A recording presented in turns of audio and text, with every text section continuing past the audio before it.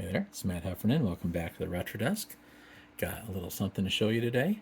Not just hand modeling and not really an unboxing either, but what I do have to show you, it didn't really come in much of a box. Pretty much came in an envelope, and it's this guy right here.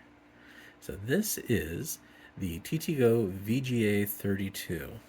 This is made by a company in China called LilyGo, and basically all this is under here there's an ESP32 microcontroller, and it has pretty much everything built in. It's a more or less a complete system on a chip. It's got the RAM in there, it's got flash, it's even got Bluetooth and Wi-Fi, it's got it's got a VGA controller. It's got like everything built into it, and what it allows us to do is to take software that's written for the ESP32 and just run on here directly with some nice retro style connections, like VGA for the video output.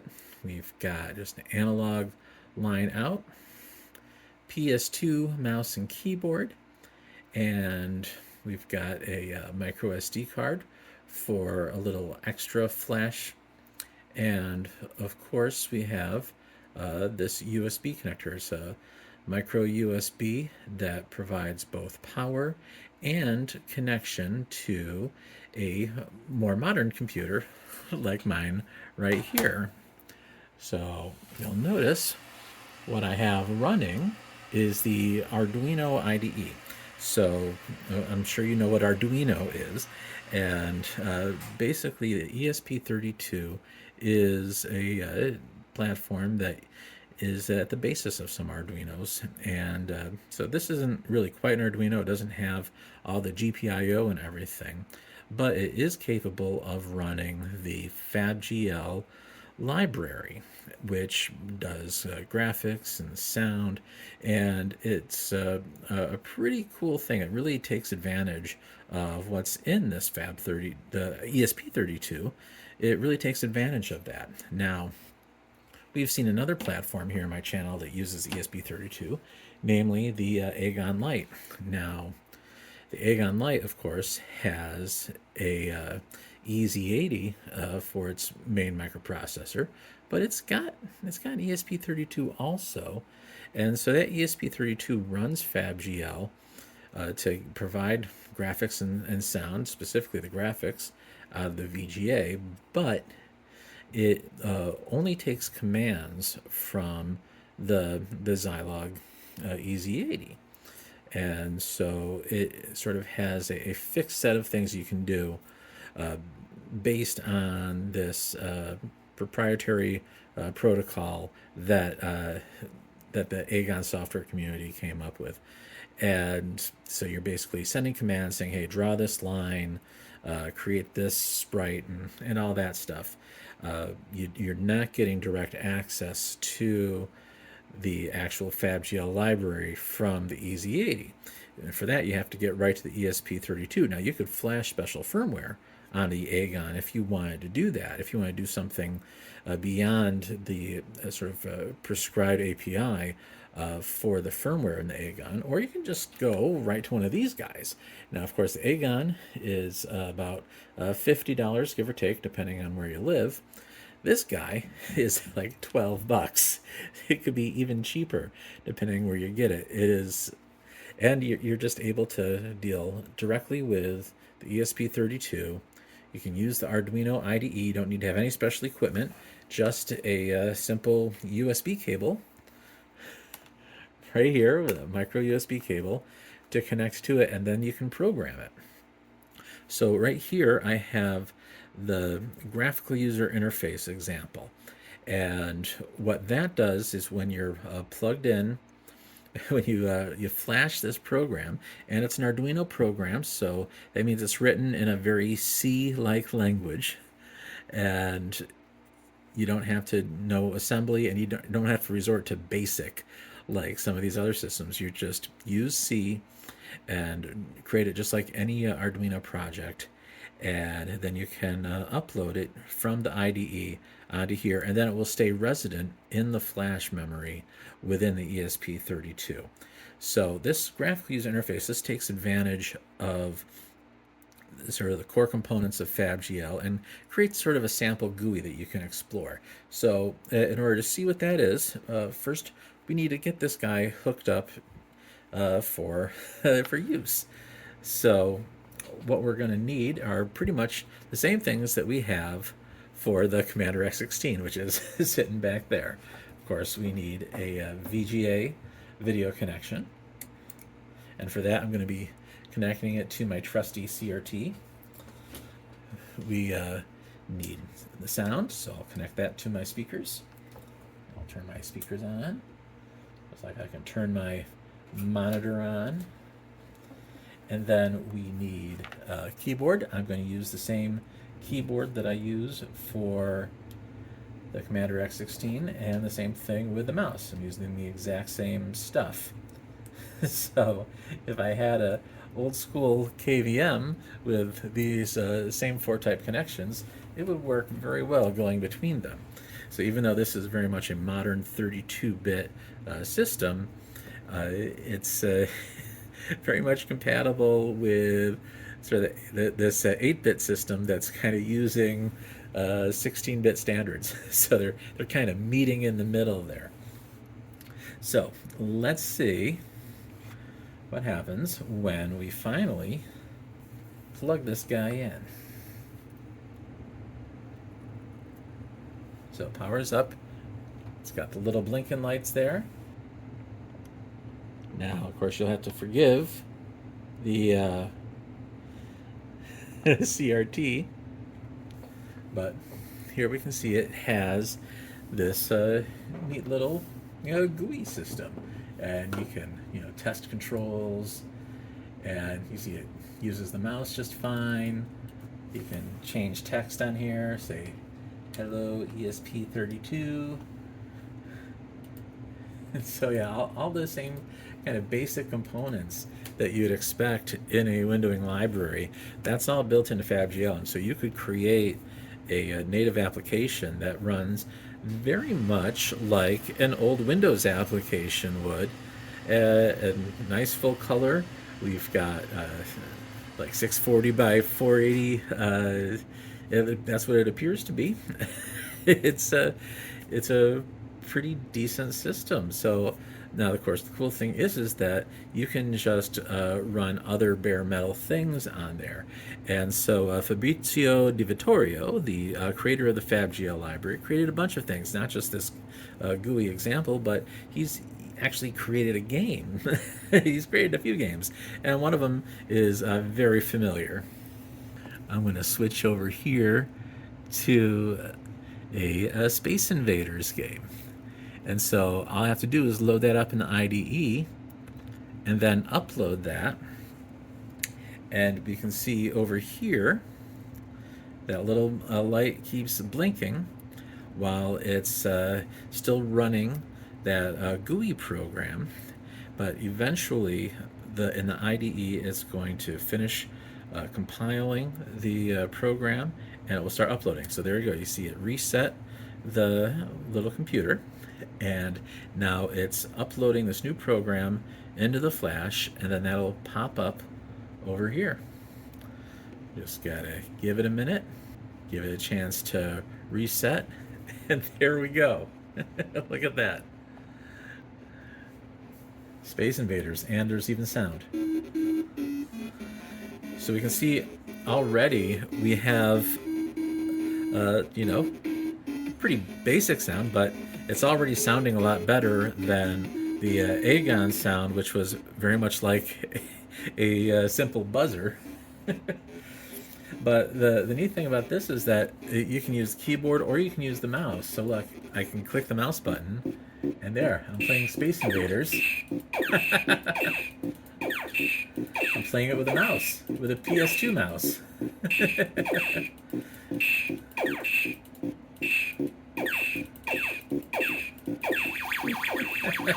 So yeah, so that's That's the sort of the original game for this platform. But there's a lot more than just bare metal games, because this microcontroller on here is fairly powerful.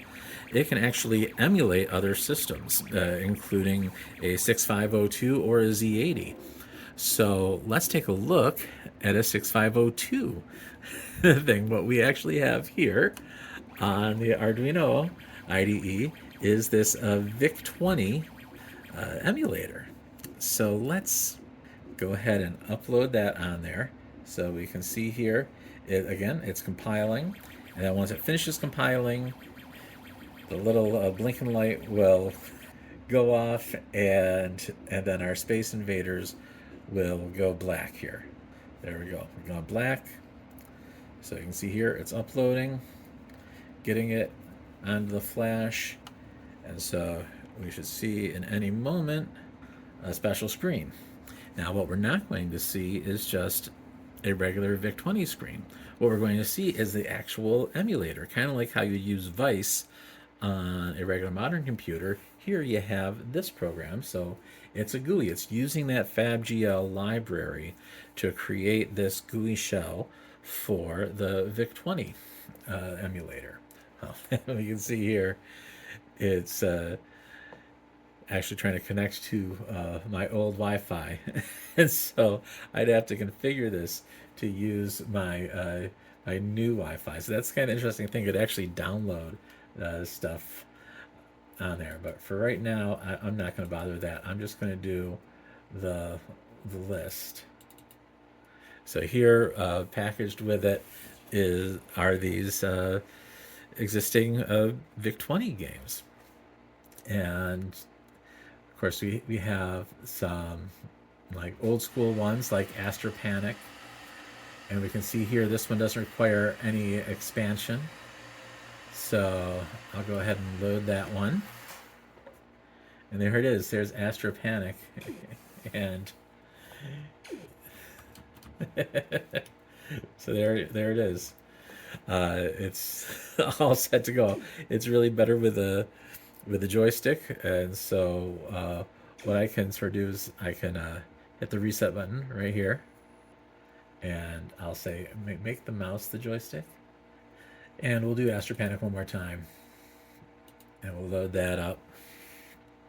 All right, now look, I'm using the mouse, the PS2 mouse, to play a VIC-20 game on here. Very cute. Oh, come on, you can do it. So there you go. So there's Astro Panic. What it also has are games that use RAM expansions, like this version of Arkanoid that works on a 24K RAM expansion. And again, this can use the mouse, and we can load that up. And check this out. This is actually a VIC-20 game, and it's kind of amazing. It actually looks like the arcade game. Oh. Look at that, huh? VIC-20. So yeah, not only can you do VIC-20 things, you can actually have a fully decked out VIC-20 with this. So I'll reboot this one more time, and then of course you can just hit run, and that gets us our basic prompt, and you can just do all the normal things. So yeah, it's pretty fully featured with a VIC-20. Now, of course, there's an even older computer that it can emulate, and that is namely the original microcomputer, the Altair 8800. That actually lets you hear on the Arduino use this Altair 8800 emulation that uses a Z80 instead of the original Intel 8080.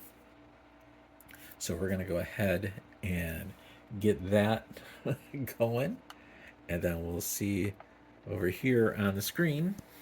All right, we've gone to black, And now we're ready to reboot into the original personal computer, the original 8080 based microcomputer Altair 8800. And here it is. And not only is it an emulation of the Altair with the Z80, it's also running CP/M right out the bat. So look at this. It's CP/M. And so you could just run the original Microsoft Basic right on there. There it is.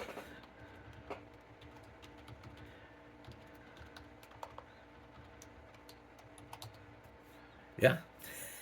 Not too bad, eh? And I hit type in system and I come back to the CP/M prompt, just like you do on DOS. Of course, DOS owes a lot to CP/M.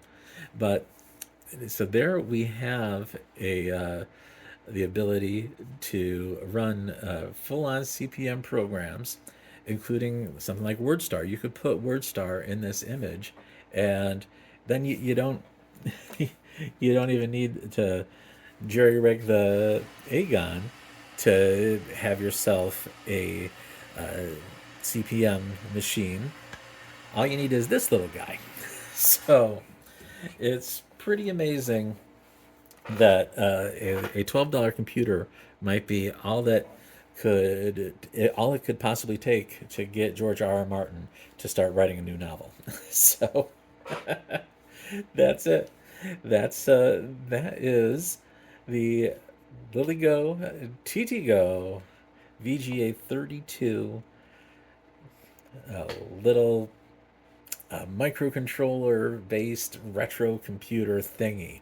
It's kind of hard to describe it. You've seen here just a little bit of the things it can do, and but I fully believe that based on what you can see from the VIC-20 emulation, from the bare metal game like Space Invaders, that there's a lot more that can be done with this. That we could make a pretty sophisticated game just using this, and if I can make a compelling game with this, I believe I could translate that then to the Agon, and rather than using the firmware that was made for the Agon for using that strange serial connection between the Z80 and the ESP32, rather than using those commands, having something running independently on the ESP32, and then being able to have the EZ80 available for doing some other computationally intensive tasks. And it could be pretty interesting, especially since if the game is basically running on the ESP32, all the sound and the video and the game logic, if all that's happening on there, then what we have with the EZ80 is connected to these GPIO pins, and so we could do some special I/O that's happening there. Who knows? It'd be very interesting to see what we'd be able to do with this system, and maybe having some of that I/O burden put onto the EZ80 instead of ESP32. You can crank it up that way, but I'm definitely very interested in seeing what the value add is specifically of having that Z80 on top of just this little guy, which again, it costs a quarter as much. So, yeah, I think we have some very interesting possibilities here for alternatives for some of this retro gaming, and trying to leverage some of these different microcontrollers. So one more thing I want to show you on the VGA32, which really provides that stark contrast based on the FabGL implementation on the Agon, is this double buffering program that can run on there. And we've seen how the sprites work on the Agon, and it's doing those commands to say, all right, draw the sprite here, now draw the sprite there. What it doesn't appear to be implementing for those sprites is the double buffering.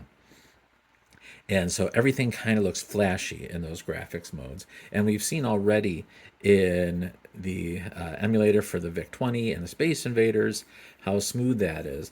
And what this demo is going to show here, look, it looks like a lot of sprites. Now, they aren't really hardware sprites. This is all still a software microcontroller-based display system. But you can see here, hundreds of these little balls are being drawn and moving around, and it is silky smooth. Now, it looks a little flashy here on the camera because this is a CRT.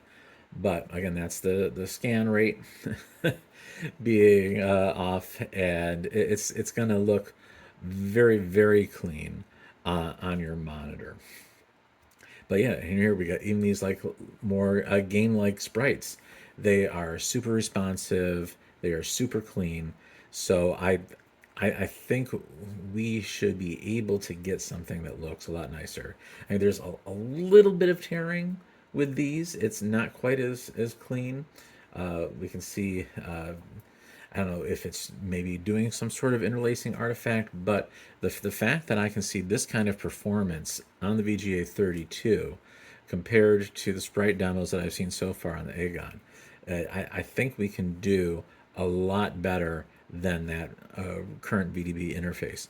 So I think that's a good place here to wrap up our talk about the VGA32. We are definitely going to be looking more at this, looking at how to leverage the Arduino software ecosystem to create games and demos and other things for the VGA32, and working towards making that also happen on the Agon, which, by the way, has this nice metal case now. If you get the Agon Lite 2 from Olamex, Olamex also sells these metal cases. And I think it makes a really nice little package there. But the VGA32, this is available all over the place. They're very widely available. LilyGo is the company that made this, but there's just a bunch on AliExpress and Amazon. And of course, I also like the Agon for the VGA32. I want to thank Snake in Australia for hooking me up with that. And of course, the people I want to thank even more are the patrons. So these folks here are part of our Patreon community, and they are really helping make this channel run. Yes, it's great. I get donations here, and I get some of my videos sponsored, but the patrons are really there supporting this channel day to day, and for that support, they're able to get a bunch of perks that you can see on the Patreon site, and probably most visibly is the early access to my videos before they go out to the public, and getting those videos ad-free before they go public. And for the sponsored videos, the ads you get a permanent version with the ads completely cut out. If you don't want to learn about the things that our sponsors are doing, that's fine. You can cut that right out if you're a patron and just get to the specific content that I'm putting out there. All right. So thanks again. And if you haven't subscribed yet, please do. That is totally free to subscribe on YouTube. But you can become a YouTube member too if you don't want to do the Patreon thing and still support my channel. And either way, make sure when you subscribe, you click that bell to be notified when new videos come out, and then you will get a notification as soon as that happens. And of course, if you're a patron or a member, you'll get notified even before that. All right. So again, thanks for watching, and I hope to see you again real soon. Bye-bye.